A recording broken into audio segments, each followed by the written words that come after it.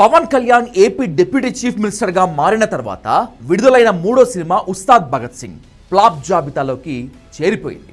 కేవలం fans power స్టార్పై అభిమానంతో చూడాల్సిందే తప్పితే ఉస్తాద్లో మాస్ క్లాస్ ఫ్యామిలీ ఆడియన్స్ని ఆకట్టుకోవడానికి అసలు ఏమీ లేదు. మొదటి వారం పవన్ కళ్యాణ్ ఫ్యాన్స్ అందరూ కలిసి కింద మీద పడి ఆడిస్తే ఉస్తాద్ సినిమా గట్టెక్కుతుంది. అన్నింటికి మించి చేయగలిగింది ఏదీ లేదు. ఎప్పటిలాగే పవన్ సినిమా ఎలా పడితే అలా చుట్టేసి జనం మీదకి వదిలేసినట్టుగా క్లియర్ కట్గా అర్థమైపోయింది.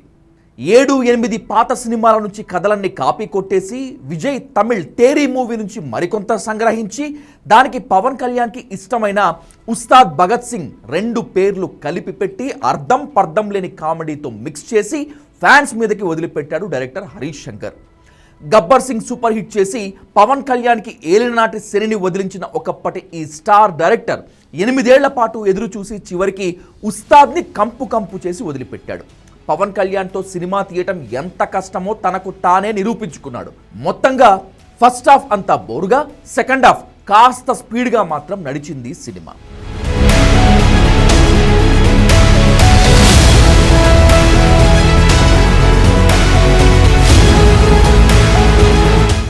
హీరోని పెంచిన వ్యక్తి ముఖ్యమంత్రి అవుతాడు. ఇది అంకుశంలో ఎప్పుడో 25 ఏళ్ల క్రితం రాజశేఖర్, జేవి సోమయాజులు వేసిన పాత్రలు. విలన్ల అటాక్లో పెళ్లికి ముందే హీరోయిన్ శ్రీలీల చనిపోతుంది. తమిళ విజయ్ తేరీ మూవీలో పెళ్ళైన తర్వాత హీరోయిన్ చనిపోతుంది. అంతే తేడా. టెంపర్లో రేప్ సీన్ పట్టుకొచ్చి ఉస్తాద్లో అతికించేశాడు డైరెక్టర్ హరీష్ శంకర్. నా గోత్రం నా మతం వంటి పడికట్టు డైలాగులు సరిగ్గా పేలలేదు. మొత్తంగా అవినీతి నేతలు, వాళ్లకు సహాయపడే టెర్రరిస్టులను హీరో ఎలా ఎదుర్కొంటాడు లాంటి పాత చింతకాయ పచ్చడి కలిపి వడ్డించేశాడు హరీష్ శంకర్. మధ్యలో చిరు పవన్ పాత సాంగ్స్ కాస్త ఫ్యాన్స్కి రిలీఫ్నిస్తాయి.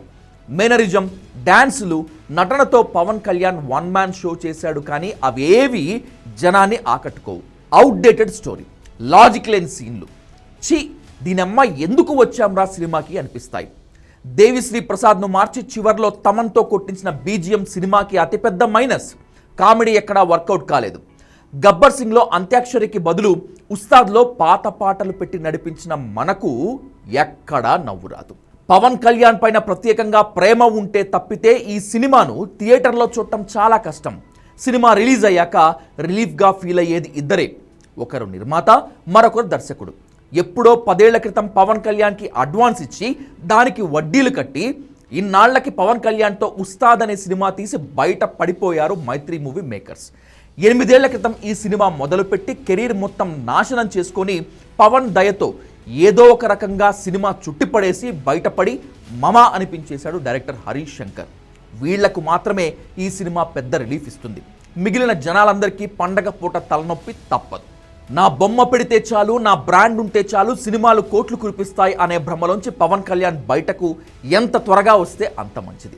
Story, screen play, action, technical values ఇవన్నీ లేకుండా కేవలం హీరో ఫేస్ని పెట్టి నడిపించాలి. సినిమా హిట్ కొట్టాలి అనే చవకబారు ప్లాన్లు వేస్తే చివరకు ఉస్తాద్ భగత్ సింగ్లా అవుతుంది. సినిమాకి స్టోరీ, స్క్రీన్ ప్లే ఎంత అవసరమో దురంధర్ లాంటి మూవీస్ని చూసి ఇప్పటికైనా మన వాళ్ళు వాస్తవాలను గుర్తించాలి.